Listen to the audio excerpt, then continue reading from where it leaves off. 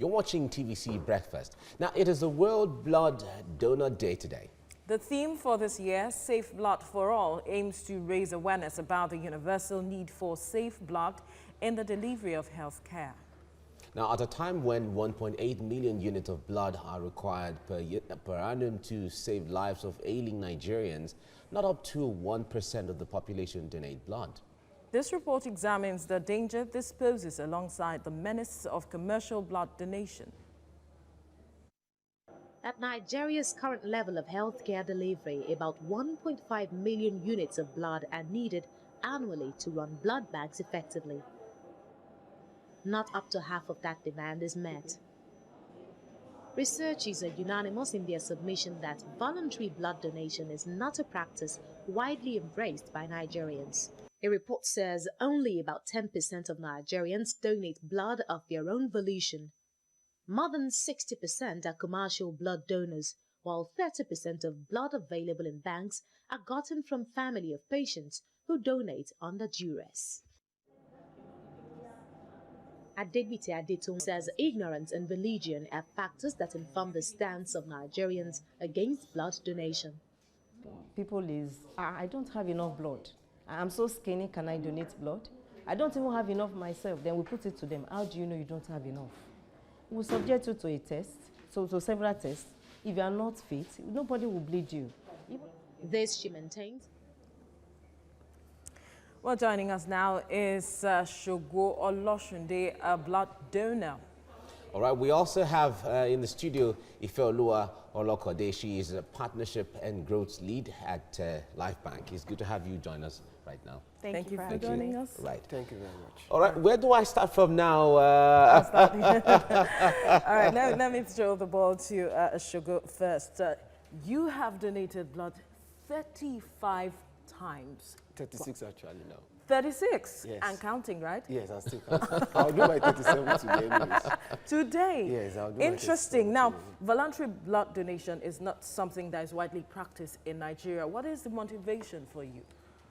Well, the motivation for me is the statistics you read out. I came across the statistics in 2008, and I discovered that in the whole of Lagos State, as at then, we have just like 3,000 blood donated in 1 year. So, and I walk into the Island Maternity Hospital, and I learned that there was a woman who gave birth to a set of triplets, and she needed 11 pints of blood. So I was like, wow, why can't I take this up? Being a member of Leo Club, then Lions Club International, then I was like, wow, this is one of the tenets of our organization. That was how I started donating, and I donate every quarter. That's why I now have 36. Interesting. Really interesting there. Okay, let me come to you, Ifeoluwa. When it comes to the perception of the, blood, Africans have some kind of attachment and all of those, but how aware are people when it comes to the need to donate blood voluntarily? Yeah, I think that people aren't aware about the need for voluntary blood donations. When people talk, they're like, oh, am I getting paid for this? So we have to help them understand that, voluntary blood donors are the safest source of blood. Commercial blood donors have a higher risk of transfusion-transmissible infections like HIV, syphilis, hepatitis B and C. And voluntary blood donors, because they, don't have any motivation to lie about their risk factors, they're actually safer. So by donating blood voluntarily, you are inadvertently reducing the HIV prevalence and hepatitis B and C prevalence in the country by, making your safe blood available. All right, now, but when people are asked to donate voluntarily, and at the point of needing blood, it is not given freely. It is not given freely because there are costs associated with making blood safe for you. So let's think about it. The person who is collecting the blood from you has to be paid a salary. The blood bag it's going into has to be paid for. The screening is very, very important to make sure. Yeah, exactly. So screening is very important and very critical. And you can't skimp, you can't, save costs on screening the blood. Then preservation, electricity, it has to be kept between 2 and 10 degrees Celsius. All of those things things cost money. But by donating blood voluntarily, you are reducing the cost because there is no cost then associated with like recruiting donors and paying for a donor. So your voluntarily donated blood is actually contributing to a more abundant, safer, and cheaper source of blood. Okay. Now, you have been doing this, and you say you do this every quarter. Have you gotten some form of people saying, why are you doing this? It's not good for your health. And you do it quarterly. What are the things you do to ensure that you are safe because you are donating blood?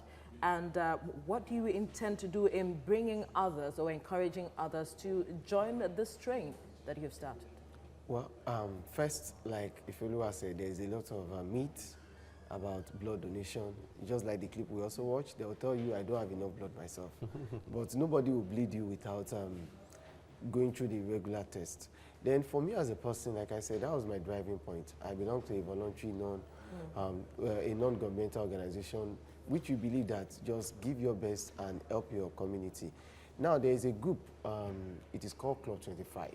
Quickly. That's a group of young people between the ages of 16 and 25 who made a commitment of donating minimum of 25 pints of blood before their 25th birthday. So I joined the group. I was the president in Lagos State, and that was one of my driving points. And that's why we get a lot of more youth within my age to start donating blood regularly. You are someone who has, you're one Nigerian who has donated blood over and over and over again over the years, and you're still ready to donate more. But talk to us about, what do you eat? What's your diet? How do you, because you've taken it upon yourself as a mission you want to achieve and accomplish going forward too. So how do you, talk to me about your dieting. Well, I take the normal diet, just the normal balanced diet. Nothing special? Nothing special, just maybe a little more vegetable. Okay. Yeah. And fruits maybe? And fruits, definitely. Okay. So at the end of the day, what do you really want to achieve? What's your overall objective and aim of this? Well, my overall objective on this is to be a focus point and to encourage others that voluntary blood donation is actually safe, and you can do that and use it to serve humanity and use it to serve God, and encourage others to also come on board and do same. Do you intend to raise a certain number of Nigerians that should be able to beat their chest to say, I am proud to have donated blood at one time or the other? Maybe you have a target of, say, 1 million Nigerians.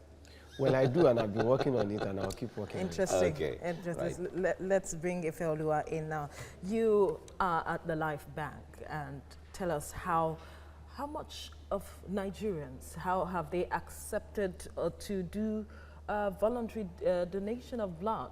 Tell us, what's the statistics from where you operate? Okay, great. So Life Bank, we are committed to improving the safety and quality of blood supply in Nigeria, and we are building a movement of 1 million voluntary blood donors. So we currently have over 5,000 voluntary blood donors registered on our donor app, lifebankapp.ng. How easy or challenging was that, getting Nigerian? Because this is not a culture that Nigerians accept. So I think it's education and convenience. So what our app does is actually list different blood banks that people can go to. So they log in, they select their locality, and then they have the option of choosing a blood bank that's close to them and choosing a time that's convenient for them to go donate blood. So I think it's just like finding a way to make it easy and routing people towards where they can donate blood, because some people might be willing, but they will be like, I don't know where to go.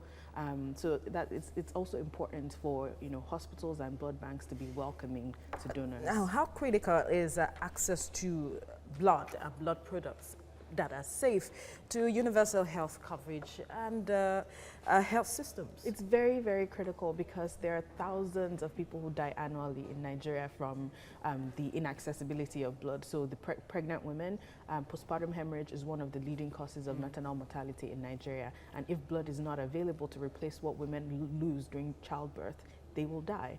And we know that once a mother dies, the chances of her child dying increases. There are accident victims, for example. They need blood. Sickle cell patients, we have one of the highest concentration of sickle cell patients in the world, and they're chronic users of blood. They need blood every couple of months. So it is very, very important that we donate blood. Now, okay, you wanted to ask a question? No, in fact, I wanted to ask who should not donate blood? Okay. So almost everybody is eligible to donate blood, Okay. but the WHO recommendations is from 16 to 65 years old. For men, you can donate blood every quarter. For women, you can donate blood every 4 months, so 3 times a year, men 4 times a year. And you can donate blood if you are anemic, for example. You know, if you're sick, if you have the flu or malaria or treating any infection, you can donate blood. You can donate blood if you have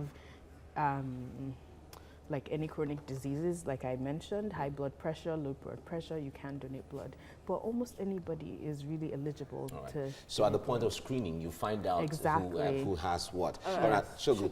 Yeah. Now, what for you is at the core of today's celebration as a donor?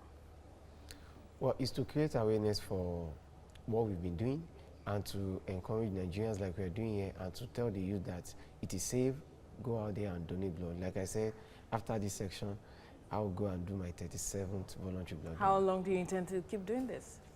Well, I don't pray for any health challenges. Like she rightly said, with the World WHO recommendation between the ages of 16 and 65, so I hope to keep donating till legally and according to my health, I might not be able to do. Maybe that's after 66 years. Wow, that's interesting. It's really beautiful to hear that, and I think that should inspire a lot of people to join your network as well. I wonder Perhaps Mike will join your network soon. Okay, now drag her. I hope 2 of you will join the network soon. All right, Shogo Oloshunde, thank you very much for coming on the program. Thank you very much. Right. And Ifeoluwa Olokode, thank you for joining us. Thank you for having me. Thank you.